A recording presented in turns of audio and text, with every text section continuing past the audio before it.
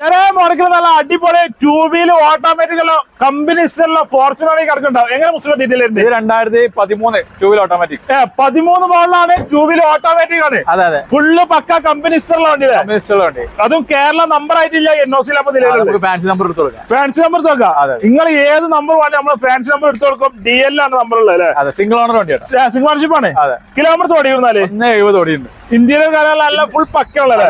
2 wheel automatic ആണ്. Replace major പരിപാടി accident ഒന്നുമില്ല, ഒരു പരിപാടി ഇല്ല. നല്ല വൃത്തിയുള്ള നല്ല വൃത്തിയുള്ള വണ്ടിയില്ലേ? ടയറ് കാര്യങ്ങളൊക്കെ ഉണ്ട്. എല്ലാം കൊണ്ട് ഉഷാർ വണ്ടിയില്ലേ? 7 സീറ്റ് വണ്ടിയാണ്. തട്ട് മുട്ട് റീപ്ലേസ് കാര്യങ്ങളൊന്നും ഇല്ല. കേരള നമ്പർ ആക്കിയിട്ട് തരുമല്ലോ അല്ലേ? എത്ര വണ്ടി കൊണ്ട് ചോദിക്കേണ്ടത്? ഇത് നമുക്ക് 14,400 കൊടുക്കാം. നമുക്ക് 14,400. അതെ, 14,25,000 റുപ്യക്ക് കേരള നമ്പർ ആക്കിയിട്ട് 2 വീല് ഓട്ടോമാറ്റിക് ഫോർച്യൂണർ തരും. ഫുള്ള് പക്ക വണ്ടിയാണ്. സിംഗിൾ ഓണർഷിപ്പ് ആണ്. കറക്റ്റ് പ്രോപ്പർ ഹിസ്റ്ററി കാര്യങ്ങളൊക്കെ ഉള്ള വണ്ടിയില്ലേ? ഇഞ്ചർ റൂമൊക്കെ കാണിച്ചു കൊടുക്കും. ഇഞ്ചർ റൂമൊക്കെ നല്ല അടിപൊളി നല്ല വൃത്തിയുള്ള വണ്ടിയില്ലേ? പൊട്ടലും ചീറ്റിലൊന്നും ഇല്ലല്ലോ, ഒരു പരിപാടി ഇല്ലല്ലോ അല്ലേ? ഫുള്ള് പക്കയാണ്. ഷോറൂം ഹിസ്റ്ററുള്ള വണ്ടിയാണ്. ധൈര്യമായിട്ട് ചെക്ക് ചെയ്ത് എടുക്കും ചെയ്യാലോ. എത്ര നമുക്ക് ലോൺ കയറുന്നാല്? 10-11 ലക്ഷം റുപ്യ ലോൺ കയറും. 11.5 ലക്ഷം റുപ്യ ലോൺ കയറും.